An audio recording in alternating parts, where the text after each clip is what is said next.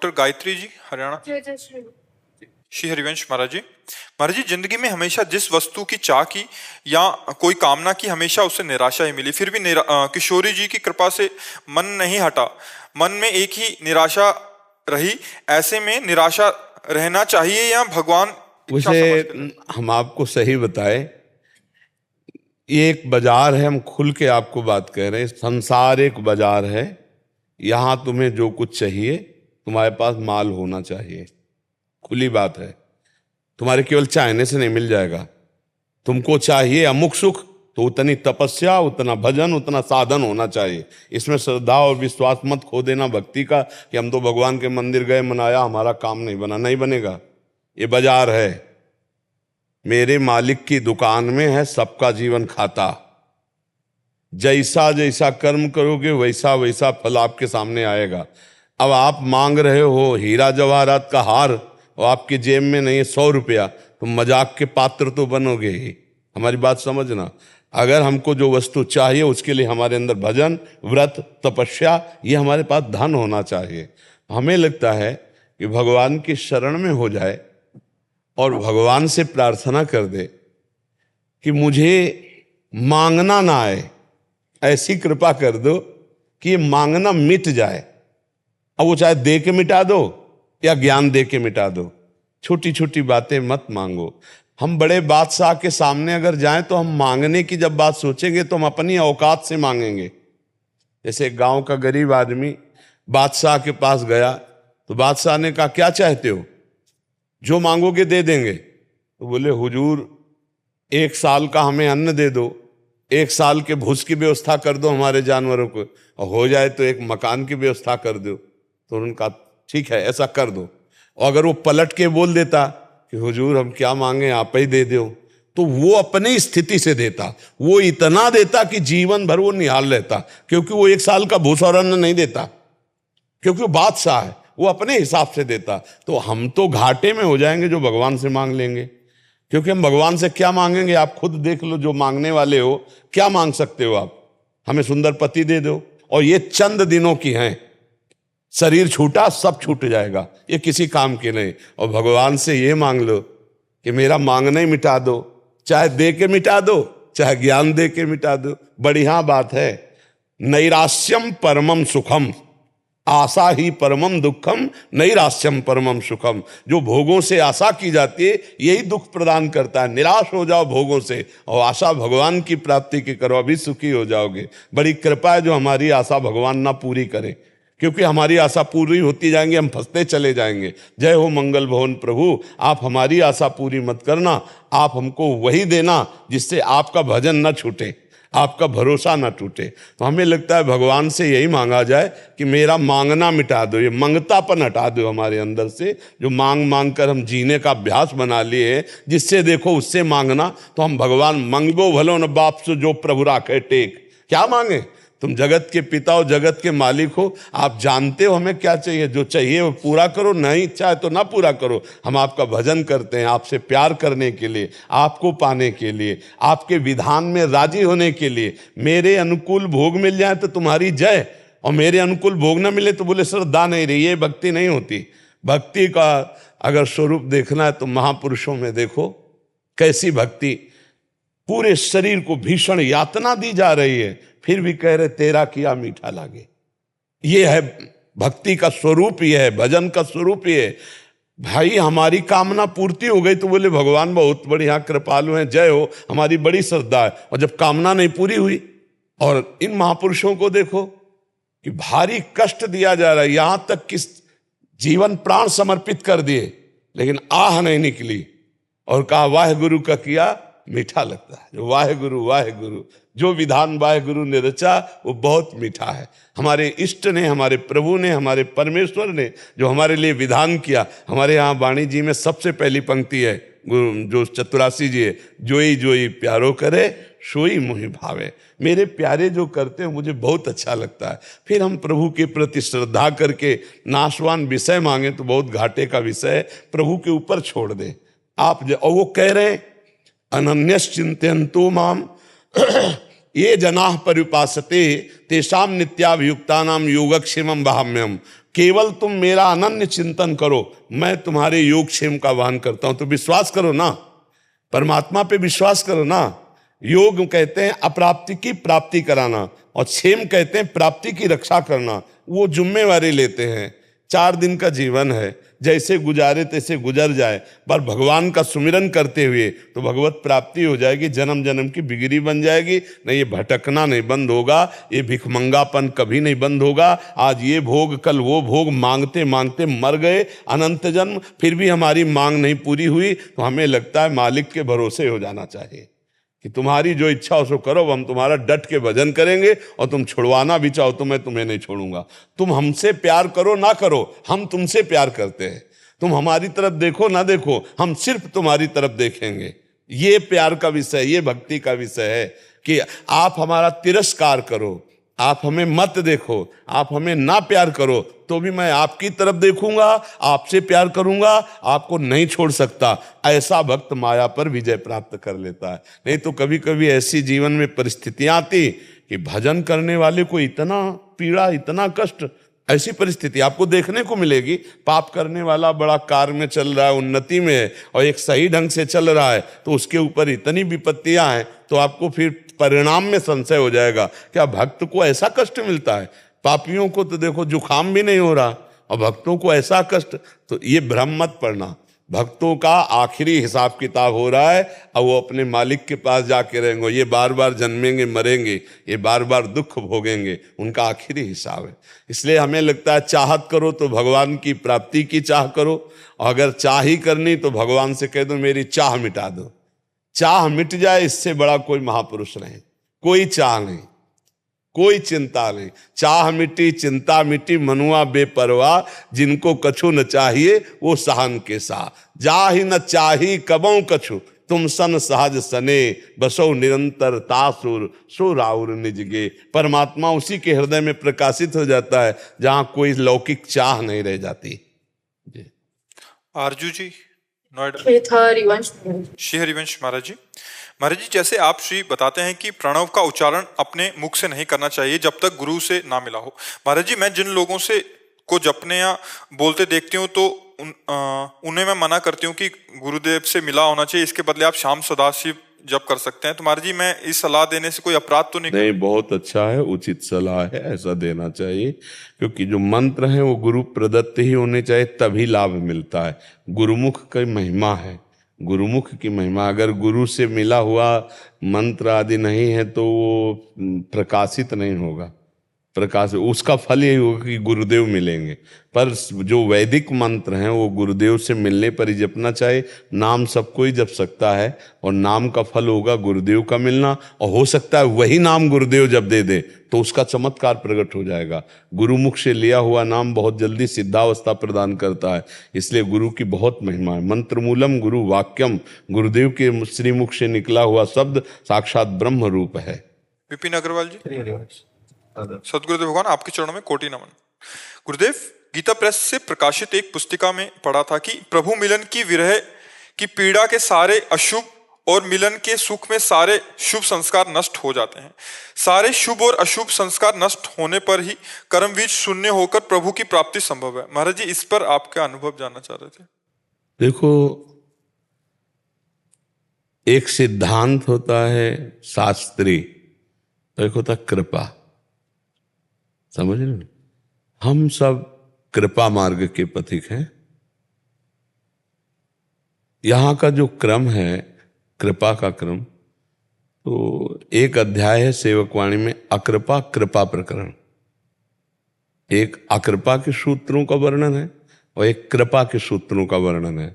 कृपा के सूत्रों के वर्णन में प्रारंभ होता है मुख वर्णत हरिवंश, चित्त नाम हरिवंश रति, मन सुमिरन हरिवंश, ये जो कृपा हरिवंश की, सब जीवन सो प्रीति, रीति निवाहत आपनी, श्रवण कथन परतीति। ये जो कृपा हरिवंश की, शत्रु मित्र सम जानि, मानि मान अपमान सम, दुख सुख लाभ न हानि, ये जो कृपा हरिवंश की, नित एक धर्मिन संग, रंग बढ़त नित नित सरस, नित नित प्रेम अभंग, ये जो कृपा हरिवंश की, निरखत नित्य विहार, पुलकित तन रोमावली, आनंद नयन सुधार, ये जो कृपा हरिवंश। देखो इसमें कहीं है ये हरिवंश कृपा से, मुख में नाम चित्त में रति, श्रवण कथन में प्रतीत, सब जीवों में भगवत भाव,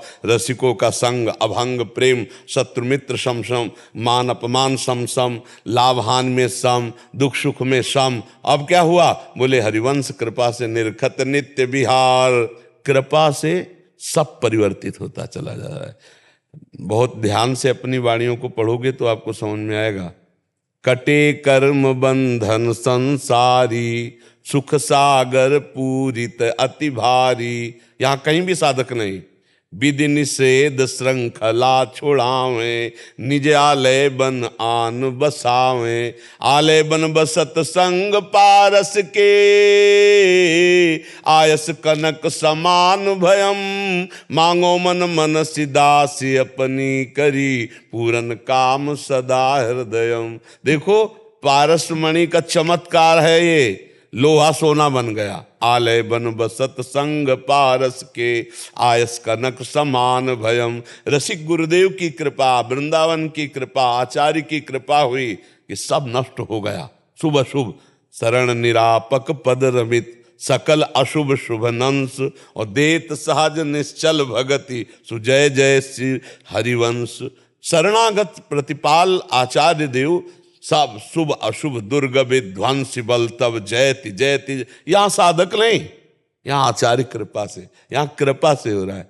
सब क्षण में हो जाता है। हम इसीलिए कहा ये लिफ्ट का मार्ग है। प्रथम में ऑन हुई, बैठ गए, अब कितने क्रॉस कर गए पता ही नहीं चला। जब खुली तो बोले 32वां 16वां 18वां 20वां फ्लोर। जिस फ्लोर में, तो यहां बैठ गए शरणागत होकर, और जब लिफ्ट खुली तो बोले कहां? बोले निरखत नित्य विहार पुलकित। कितने फ्लोर साधना के पार हो गए पता ही नहीं चला। ये कृपा का मार्ग है। गोद में बैठा हुआ साधक पहुंचता है।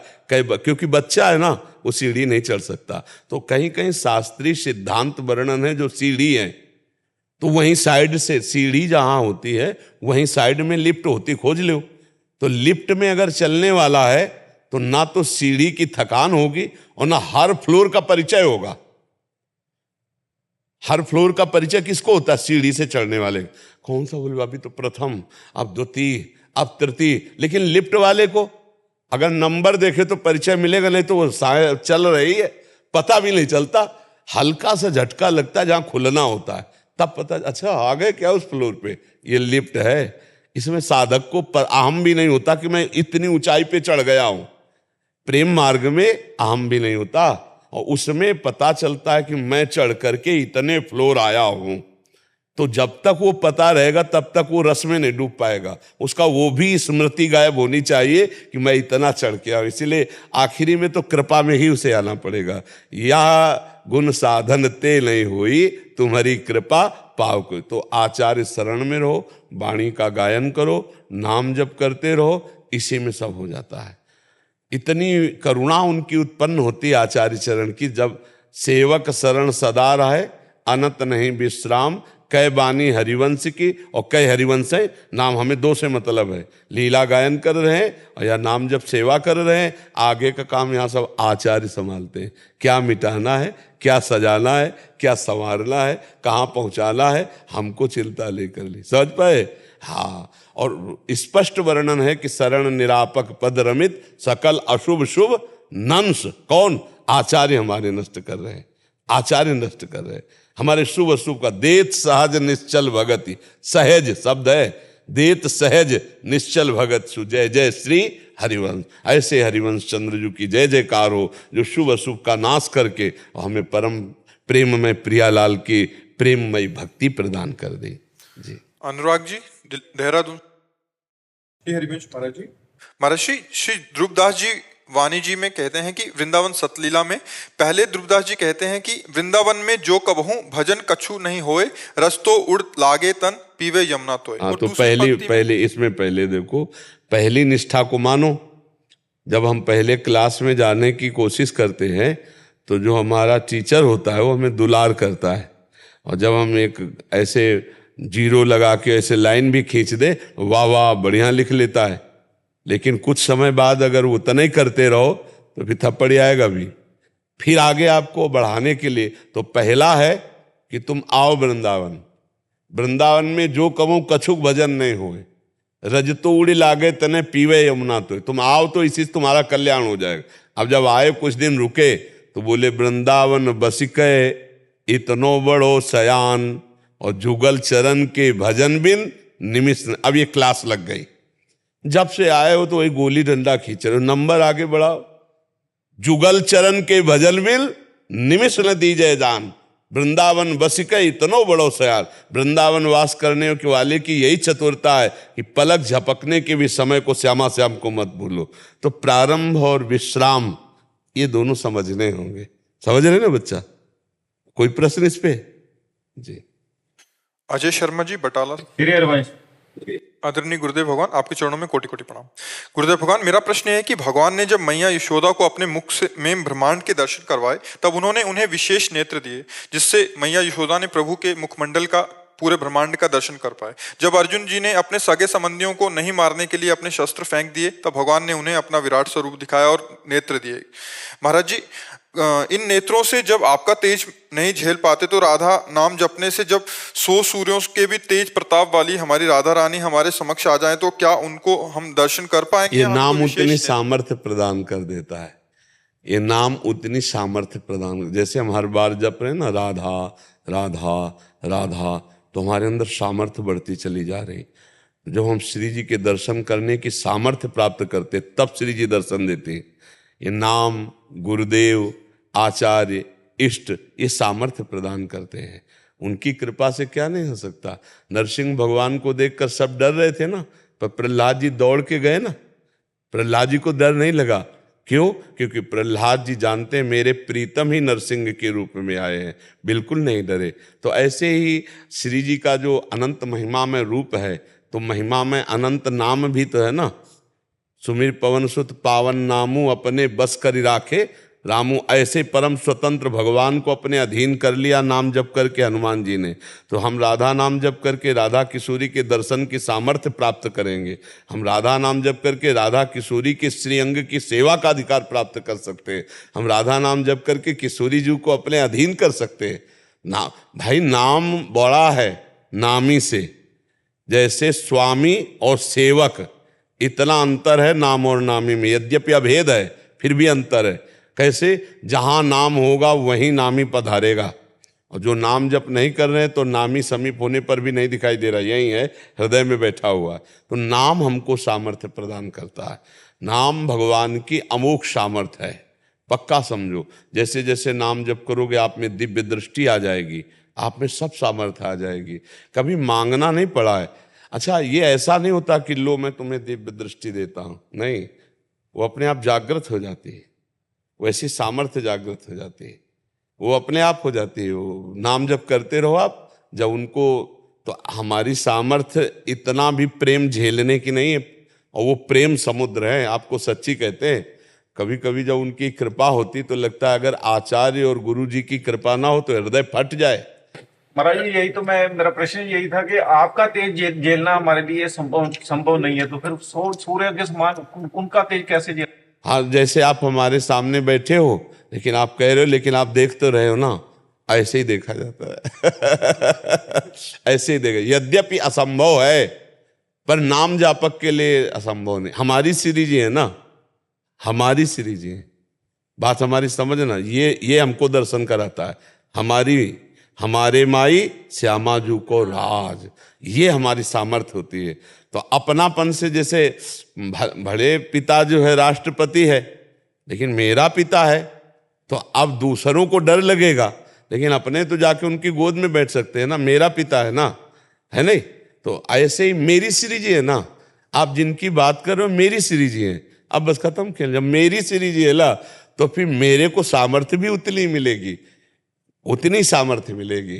तो हमें वही पावर देती हैं, वही हमें दृष्टि देती हैं, हम उनको देख पाते हैं, हम उनको सह पाते हैं।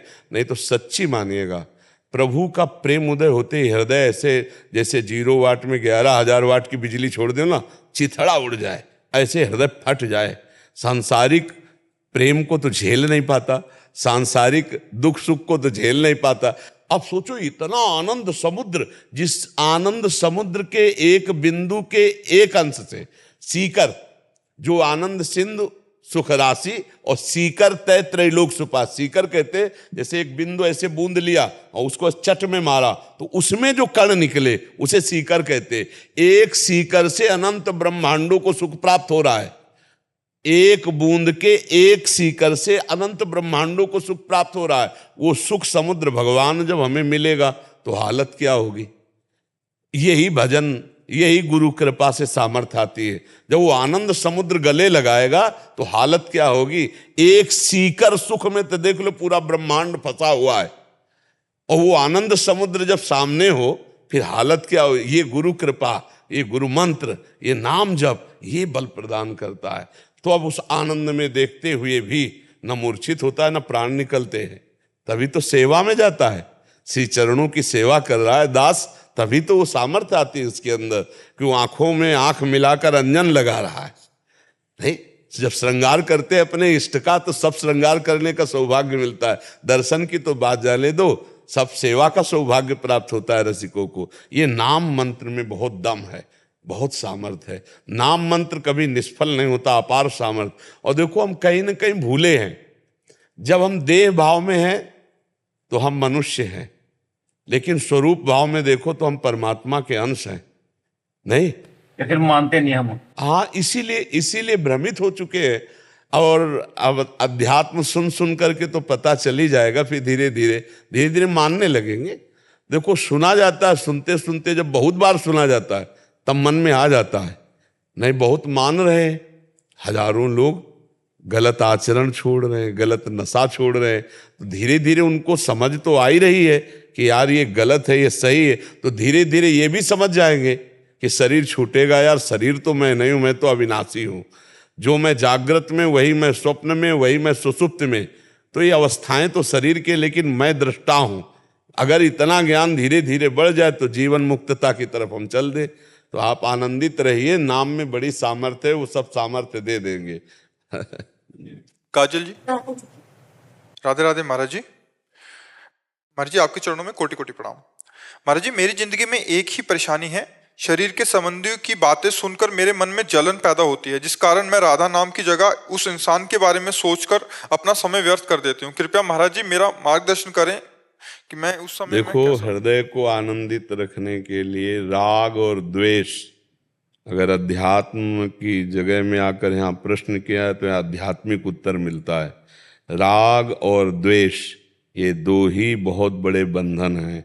व्यक्ति, वस्तु, स्थान की अनुकूलता में राग और प्रतिकूलता में द्वेष होता है।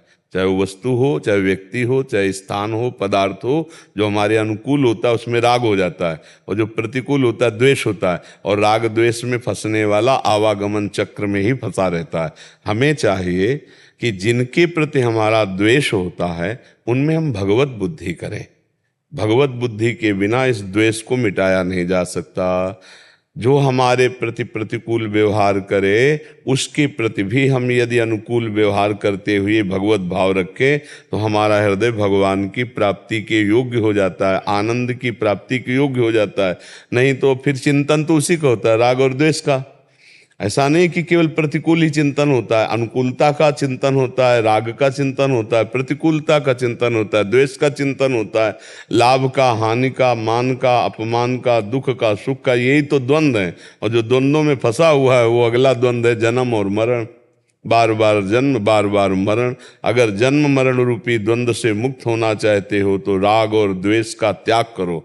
किसी में भी राग नहीं, सब भगवान के स्वरूप, किसी में भी द्वेष नहीं। हाँ, अजात शत्रु वही कहलाता है जो भगवान का भक्त होता है। और जो भगवान का भक्त होता है वो अजात शत्रु जिसका दुश्मन कोई पैदा ही नहीं हुआ, सब में अपने प्रभु को देखना। उमा संत कहे यही बड़ाई, मंद करत जो करे भलाई। संत हृदय वही है जो बुरा करने वाले पर भी मंगल भावना करे। ऐसे हम जलते रहेंगे चिंतन करके द्वेषात्मक, तो भजन की तो बात जाने दो, और नकारात्मक सोचे आना, और ऐसी नकारात्मक सोच आएंगी कि फिर भगवान से भी अश्रद्धा होने लगेगी। इसलिए सावधान हो जाए। जो हमारा बुरा सोचता है तो उसका बुरा अपने आप हो जाता है। उमा क्षमा श्रापो ते भारी, अपने कर्म जाय अपकारी। हमको उसका मंगल मनाना है जिससे हमारा मंगल हो जाएगा। हमको उसमें भगवत भाव करना है जिससे हमारा हृदय शीतल हो जाएगा, प्रसन्न हो जाएगा। और सच्ची मानिए सब में भगवान है, इसमें कोई अंतर नहीं। तो हम भगवत भाव करें। अगर भगवत भाव से चिंतन करने लगे, ये आदमी ऐसा, अरे इसमें भी प्रभु है, ये ऐसा, तो इसमें भी प्रभु है। क्योंकि ज्यादातर संबंधी ही होते हैं आसपास और उन्हीं के प्रतिकूल आचरण होते हैं। तो उनमें अगर हम भगवत भाव कर लें तो जगत में तो भगवत भाव कर ही लेंगे। अगर अपने संबंधियों में भगवत भाव नहीं कर पाए तो हमें लगता है चाहे मंदिर जाओ और चाहे वृंदावन आओ, वो लाभ तो नहीं मिलेगा जो आपको सब में भगवान देखने पर लाभ मिलेगा। क्योंकि राग द्वेष बना रहा तो यहाँ भी आपको दोष दर्शन होगा, वृंदावन में भी सब जगह निर्दोष स्थिति थोड़ी तुम देख पाओगे। कहीं ना कहीं दोष दर्शन करोगे, फिर और अपराध बन जाएगा और शांत हो जाओगे। तो नाम जप करो, सब में भगवत भावना करो। जब चिंतन हमारा द्वेषात्मक होने लगे तो सोचो हे भगवान करुणा करो, मुझे सामर्थ्य दो, आप इस शरीरधारी के अंदर हो, बस मुझे यही दिखा दो, यही भावना पुष्ट कर दो। ये बाहरी क्रियाएं देखना अज्ञान है, कारण तत्व को देखना है ज्ञान। कारण सबके श्री प्रभु हैं, श्री गोविंद हैं, श्री हरि हैं। उसी हरि को देखो तो ये गलत चिंतन जो होकर के द्वेष भाव बनता है इसका नाश हो जाएगा। अन्यथा ये हमें परेशान कर देगा, पूरा जीवन अशांत हो गए।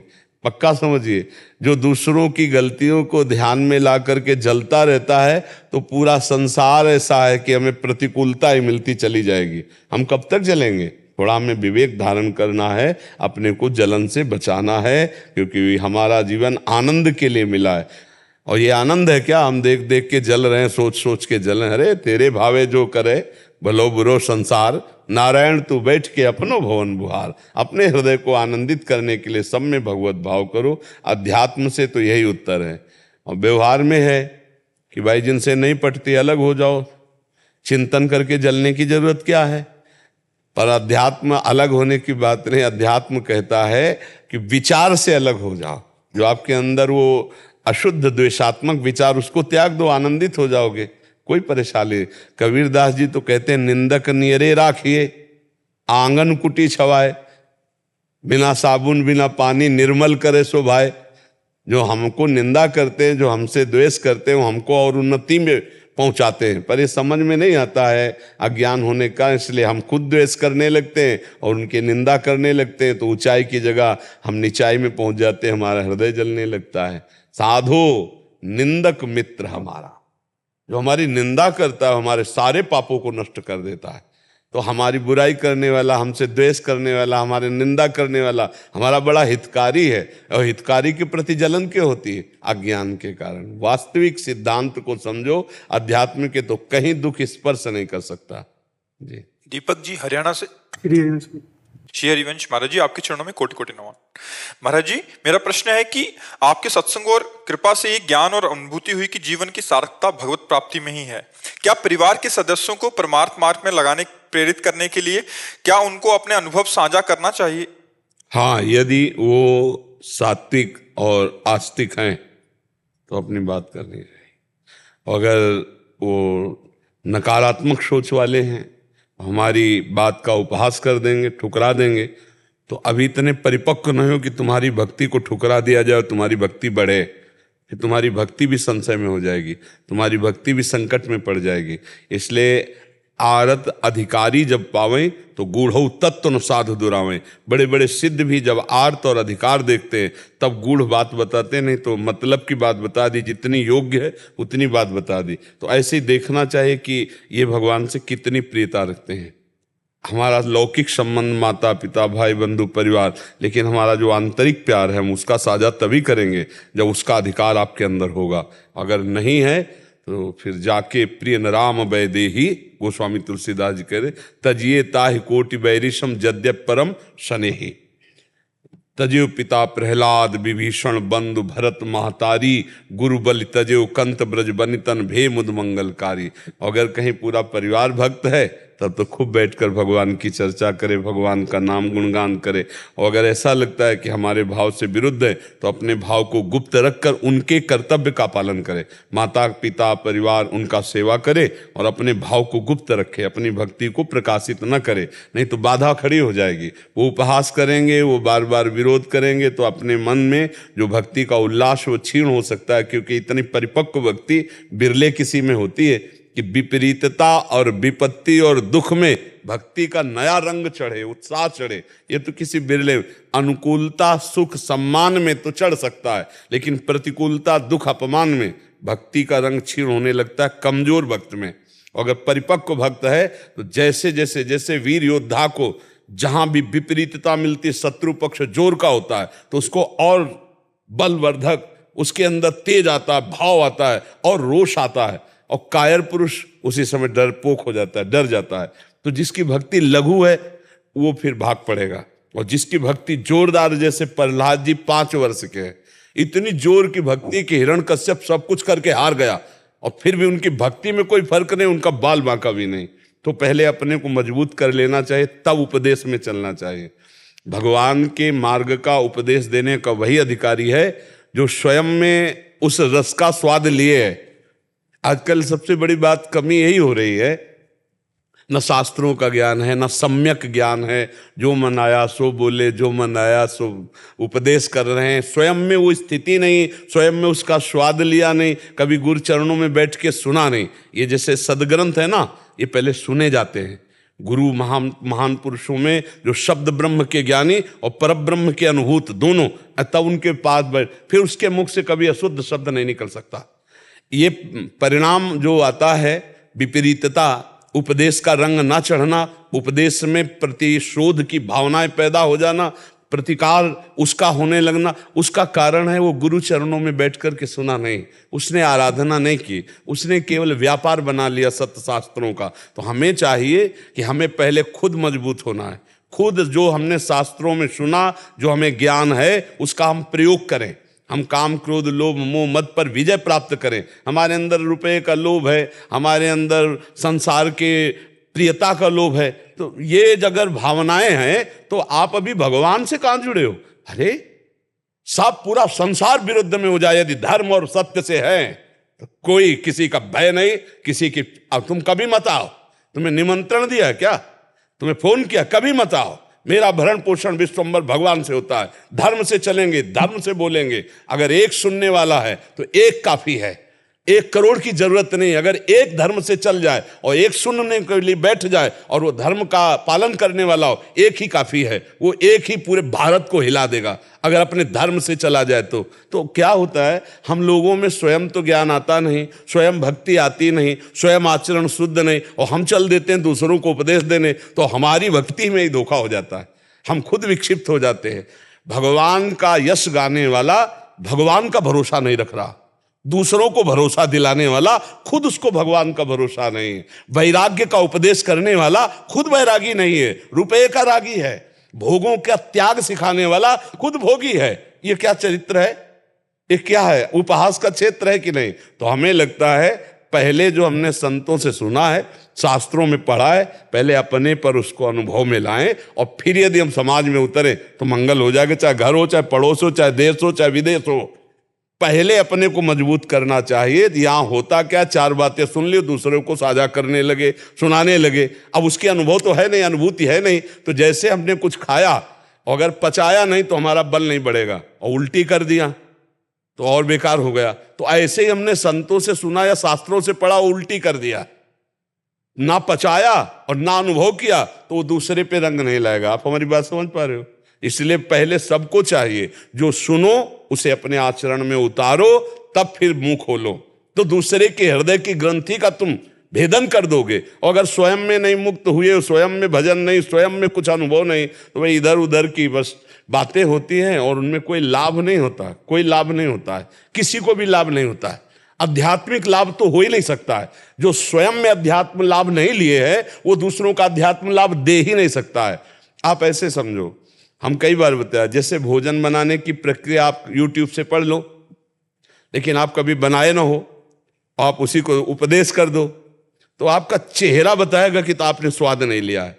अगर आपने बना के पाया फिर आप उपदेश करोगे तो आपका चेहरा बताएगा कि ये स्वाद युक्त बोल रहा है। ऐसे ही भगवदानंद पढ़ लिया ग्रंथों से और दूसरों को छाप मार के उपदेश दे दिया तो चेहरा बताता है, उसके शब्द बताते हैं कि ऊपर ऊपर निकल रहे हैं, ये डूबे हुए नहीं है, ये अनुभूत शब्द नहीं है। तो उपासक को चाहिए कि पहले जो सुना उसका साक्षात्कार करो, फिर दूसरे को उपदेश दो।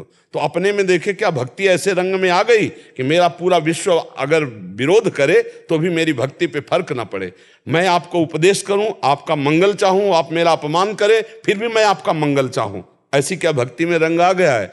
अगर आ गया है तो उपदेश देने की जरूरत ही नहीं पड़ेगी। आपके दर्शन से, आपके स्पर्श से, आपके संकल्प से परिवर्तन होना शुरू हो जाएगा, क्योंकि आप उसी परिवार में रह रहे हैं, उसी घर में रहे। पहले अपने को भजनानंदी बनाओ, अपने को निर्विकार बनाओ, अपने को भगवान के प्रेम रंग में रंगो। ये आध्यात्म उन महापुरुषों का है जिन्होंने, नरसिंह मेहता जी, काछ वाच मन निश्चल राखे धन धन जननी तेरी दे। जो वाणी का पक्का वही मन में चल रहा है, जो वाणी में है और वही आचरण में है। जो सधुवई भाषा में कहते हैं लंगोटी का पक्का, मन का पक्का, वाणी का पक्का, वो ये अध्यात्म को जानता है।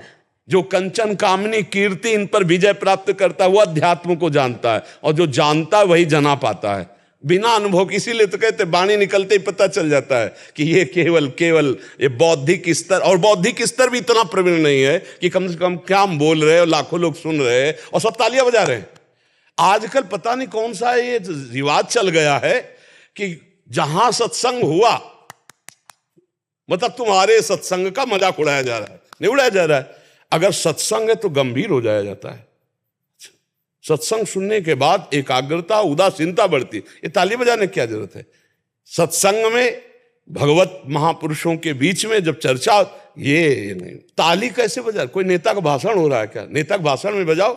अब वो साधु बोल रहा है अपना अनुभव, आप तालियां बजा रहे हो, मतलब क्या मतलब? तालियां नहीं बजाओ, उदास हो जाओ कि ये जो कह रहे हो मेरे जीवन में नहीं, कब आएगा?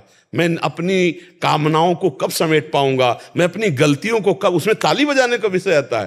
तो इसलिए उपदेश देना, दूसरों को भक्त बनाने की चेष्टा करना तब करे जब पहले स्वयं खा ले, तब दूसरों को चखाने की कोशिश करे। ये ऐसा मार्ग है। सांसारिक भोजन दूसरों को पवा के पावे, लेकिन अध्यात्म में पहले खुद अनुभव कर ले, तब दूसरों को पवाने की चेष्टा करे। शुभम शर्मा जी लुधियाना से। राधा वल्लभ श्री हरिवंश महाराज जी। श्री हरिवंश महाराज जी, आपके चरणों में कोटि कोटि प्रणाम। महाराज जी, आपने कहा था कि जब दिल और दिमाग सही निर्णय न ले पाए उस समय आध्यात्मिक गुरु की शरण लेनी चाहिए। महाराज जी, मुझे खुद कोई समस्या नहीं है अब, क्योंकि आपसे जाना कि हमारा पूर्व कर्म होता है जिसके कारण हम बार बार असफलता मिलती है, उसको मिटाने के लिए केवल हरि भजन ही आसरा है। परंतु महाराज जी, मेरी असफलता से मेरे पारिवारिक जन दुखी हैं, मुझसे अब ठीक से बात भी नहीं करते क्योंकि मैं बार बार असफल होता हूँ। मुझे समझ नहीं आ रहा कि एक तरफ भगवान इतनी कृपा कर रहे हैं, संत समागम दिए, हर एक महीने धाम आ रहा हूँ, और एक तरफ बार बार असफलता। ये कैसा विधान है, कैसी लीला? इनको मैं खुशी रहूं कि हर महीने धाम आ रहा हूं, या दुखी हूं कि बार बार असफल हो रहा हूं? असफलता और सफलता दोनों में सम लाना आध्यात्म के साधक का लक्षण है। सुख दुखे समय कृत्वा लाभा लाभो जया जयो।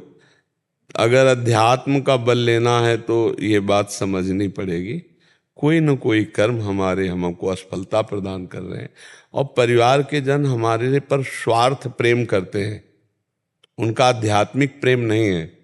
पढ़ लिख करके लड़का उन्नतिशील हो तो हमारी सुविधाएं जो चाहिए वो मिलेंगी, और पढ़ लिख कर फेल हो रहा है तो पैसा हमारा ऊपर से खर्चा हो रहा है और सुविधा का तो कोई जुगाड़ है नहीं, इसीलिए सब विपरीत हो जाते हैं।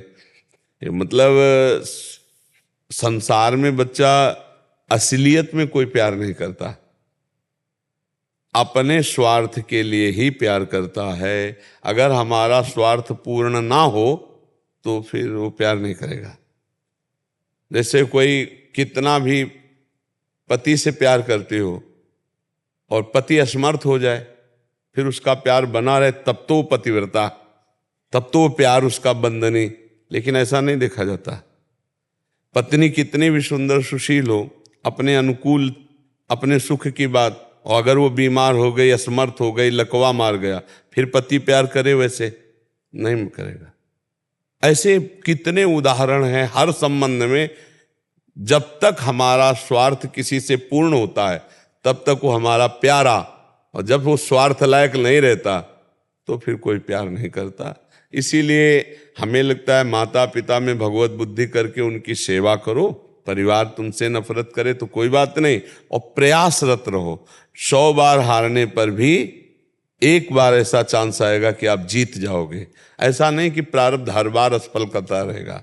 महाराज जी, पिताजी ने गुरु वरण करे होंगे, उनके शायद से उपदेश लिया हो उन्होंने, तो वो जो है जब उन्होंने उपदेश लिया था तो उन्होंने वो शराब पी थी। मैंने आपको सुना था, जब पहले मैं उनको शराब दिलवाता था, चलो पी लो आप, मैंने आपको सुना कि गलत है तो मैंने बंद करी। छोटा भाई शराब पिलाता हूँ, बोतल आके देता है, करवाता है, मैं वो करता नहीं हूँ। और आज जितने मेरे भाई बहन सब सेटल हो गए, मैं आज भी वहीं पे खड़ा हूँ, मैं बढ़ ही नहीं पा रहा हूँ। मैं ऐसा कोई कार्य करता भी नहीं हूँ, कुछ भी मैंने आज तक कभी कोई नशा नहीं करा, कुछ भी नहीं करा। एक बार शुरुआत की थी पिताजी को देखकर, क्योंकि उन्होंने गुरु वरण करा हुआ है, तो उनका हम पे इम्पैक्ट पड़ेगा। आपको सुन के मैंने शराब छोड़ दी है, मैंने कुछ नहीं, मैंने शुरू भी नहीं की थी, शुरुआत होते ही मैंने अंत कर दिया आपको सुन के। वो अभी भी पीते हैं। माता जी को मैं यहाँ पे लेके आया था, सत्संग सुनाया आपका, कोई सुन भी नहीं पा रहा आपको प्रॉपर्ली। और मैं उनको बता, तो देखो महाराज जी क्या कर रहे हैं, वो नहीं सुन पाते। तो महाराज जी मैं क्या करूँ, मैं कोशिश कर रहा हूँ, वो दुखी हो रहे हैं मुझसे। देखो, धर्म मत छोड़ना बच्चा। ये असफलता और सफलता 4 दिन की है। निरंतर असफलता रहे ऐसा असंभव, ऐसा नहीं हो सकता बच्चा। अगर रात्रि होती तो दिन होता है, इंतजार करो। दिन है तो तुरंत रात्रि नहीं हो जाएगी, इंतजार करो। 24 घंटे के अंतराय में ये रात दिन दोनों आते हैं। ऐसे जीवन के अंतराय में कभी दुख आता है, असफलता आती है, तो एक दिन सफलता भी आती है। आप इंतजार करो, ऊबो मत। आप धर्म विहीन आचरण मत करो, धर्म विहीन आचरण करने वालों की निंदा मत करो। ये भी बात ध्यान रखो। अपने में श्रेष्ठता का भाव आता है तब दूसरों में निंदा का भाव आता है। हमें निंदा नहीं करनी, हाँ हमें उनका सहयोग भी नहीं करना गलत। वो कहे कि मांस खवाओ, मदिरा पिलाओ, नहीं करना है, हाँ करने दो, कोई बात नहीं है। उनको अगर जरूरत पड़े तो शुद्ध भोजन, वस्त्र आदि, उनकी चरण सेवा, उनके वस्त्र प्रक्षालन करना, ये कभी बंद मत करना। अगर अवसर मिले तो ये करते रहना।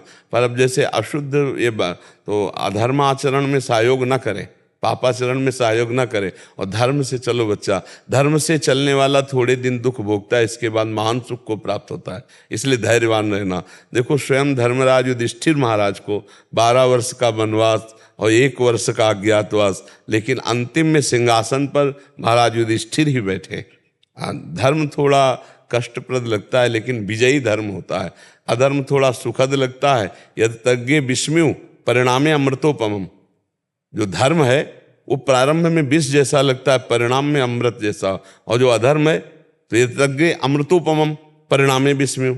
शराब पीना, बेविचार करना, ये अमृत जैसा लगता है लेकिन इनका परिणाम बड़ा भयंकर होता है। धर्म में प्रारंभ विष जैसा लगता है, ये बड़ा कठिन है, लेकिन उसका परिणाम बड़ा अमृत में होता है। तो तुम जो बता रहे हो कि जैसे मार्ग में चल रहे हो, तो ये अमृत का मार्ग है बच्चा ना। मृत्युर्मा अमृतम गमे। डरो मत, झुको मत, टूटो मत। कल आएगा ऐसा, हमारे वचन याद कर लो, कल ऐसा आएगा कि आप खुद अपने अनुभव उपदेश में दोगे। आप दुखी मत हो। ऐसे सबके जीवन में होता है। नहीं, अब हम अपने जीवन की गाथा बताने लगे तो आपका जीवन क्या है? अरे आपको तो कोई बोलने वाला है ना।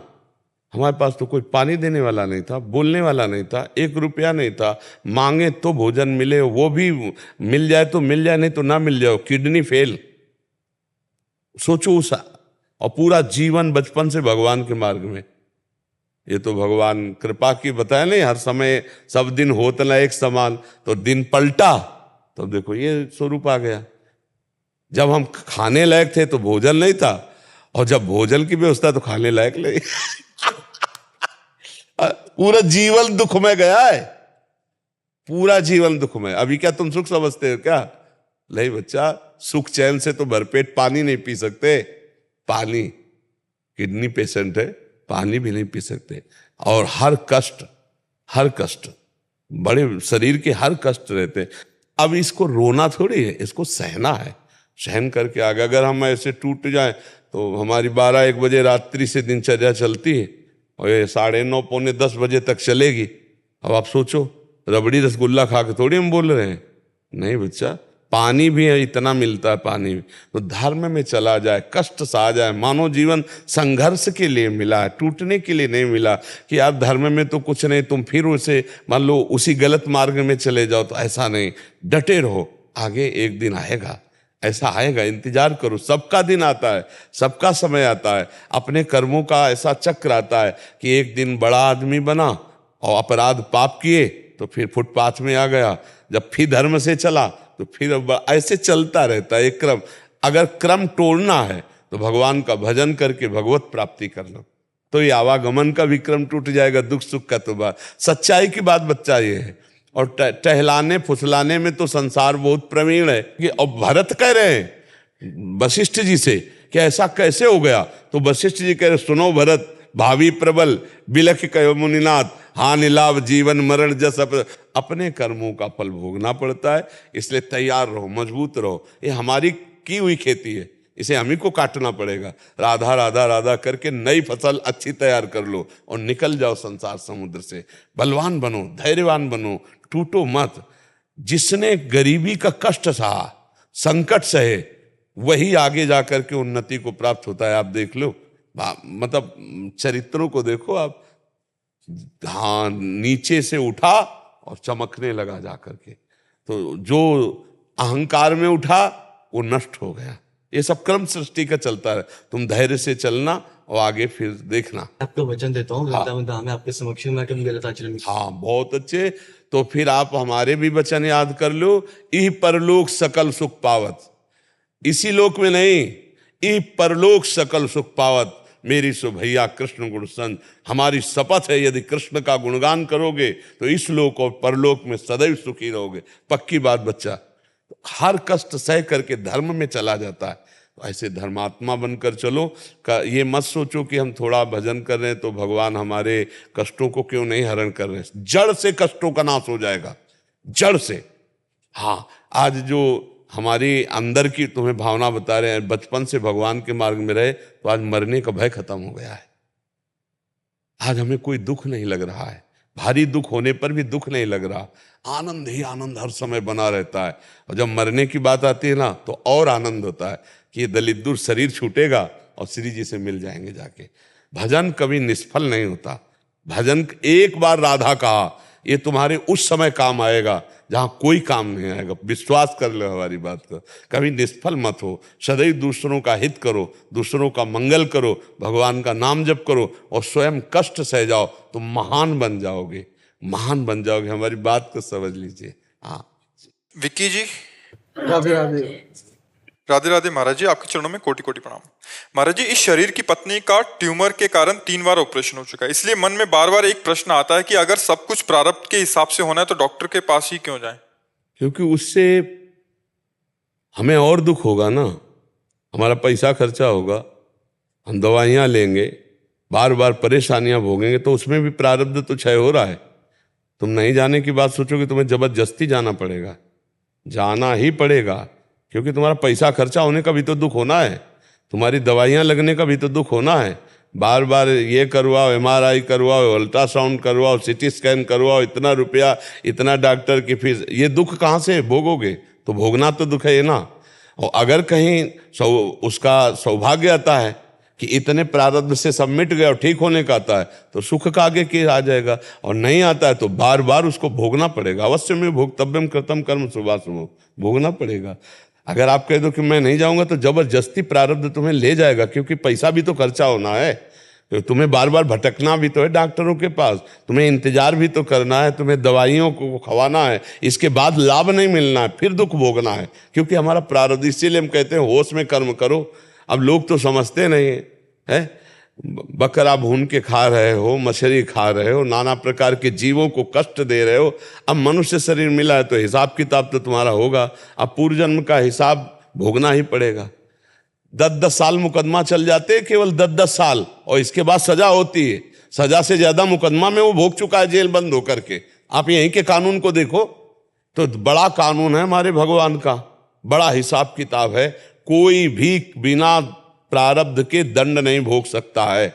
अब जैसे हम जा रहे हैं, अब सामने वाला जरा सा धक्का लग गया, हमें गाली देने लगा, मारने लगा, तो हमें लगता है कि हम हमारे साथ अन्याय। सच्ची समझो, ये घटना हमारे प्रारब्ध ने घटाई और भोगना पड़ेगा।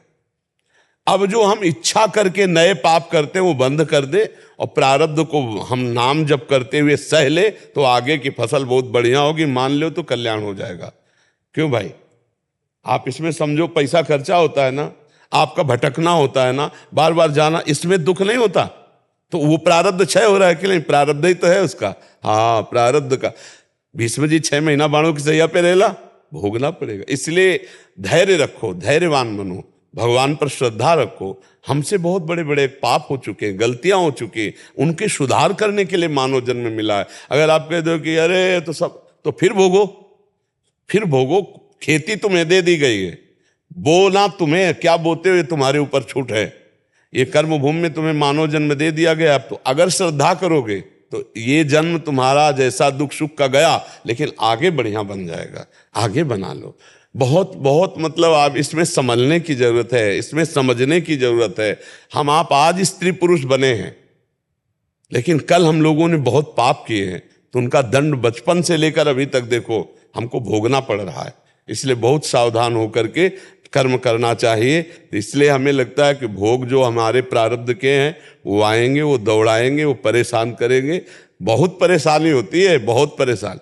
यहाँ नहीं ठीक हो गए, वहाँ जाओ, उस अस्पताल जाओ, वहाँ। अब वहाँ गए तो जितने कागजात हैं वो सब रिजेक्ट, अब उनके अलग हैं। अब वहाँ जांच करवाओ, कितने पैसा जांच में लगते हैं, आदमी बर्बाद हो रहा है। दवाई से ज्यादा आदमी बर्बाद हो रहा है जांच में, नहीं जांच है। अब पहले था नाड़ी पकड़ी या ऐसे दवाई, अब तो जरा भी कहीं कुछ है तो जाओ MRI करवाओ, CT स्कैन करवाओ, अल्ट्रासाउंड करवाओ, और इतने प्रकार की खून की जांच करवाओ कि गरीब आदमी तो जांच ही भर में परेशान हो जाए, दवा तक तो पहुंचे नहीं, डॉक्टर की फीस और जांच। अब ये सब प्रारब्ध ही भोग है। और आज कोई शरीर बिरला स्वस्थ हो नहीं, high blood pressure, low blood pressure, sugar, ये वो परेशानियां देखो शरीर। क्योंकि आज का अन्न शुद्ध, प्रकृति अशुद्ध होती चली जा रही, वृक्षों का नाश हो रहा है, प्रकृति अशुद्ध होती चली जा रही। इतना खाद डाली जाती है, इतने केमिकल डाले जाते हैं कीड़ा रक्षा के लिए कि वो सब उसी पौधे पे जाते हैं। पौधे पे जो फल लगते हैं, जो अन्न लगता है, वो जो हम पाते हैं, वो हमारे शरीर का कहीं ना कहीं ह्रास, कहीं ना कहीं पतन करने वाला, स्वास्थ्य का नाश करने वाला होता है। और आजकल तो अब तो विश्वास नहीं कि ये दूध है कि नहीं, केमिकल का बना है कि जानवर से, पता नहीं, विश्वास नहीं। ये घी है कि नहीं, विश्वास नहीं है। बड़ा मतलब आज देखो ऐसा समय आ रहा है कि विश्वास खत्म होता जा रहा है। जब दाल को पानी में धो तो हरापन छूटता है, बताओ, उसको भी सुरक्षित नहीं छोड़ रहे हैं कि दाल आदि, अन्न आदि, उनको भी केमिकल मिला रहे हैं उनमें। अब वो केमिकल जो खरीदेगा तो बहुत पानी से धो लेगा, तो उसमें जो प्रभाव पड़ा वो शरीर के लिए आता है। High blood pressure, low blood pressure, दिल की बीमारी, कई तरह की परेशानियां। बड़ा ये कलिकाल बड़ा भयावह है। नाम जप करके भगवान की प्राप्ति कर लो और जो दुख सुख आए उसे सह लो। हमारी तो यही प्रार्थना है। और अगर भगवान पर श्रद्धा करोगे तो तुम्हारी ही हानि हो जाएगी। उस महान में तो कोई फर्क पड़ने वाला है नहीं, उसको कोई फर्क नहीं पड़ रहा। वो तुम्हारे हृदय में भी बैठा हुआ है, निरपेक्ष बैठा हुआ है, वो देख रहा है।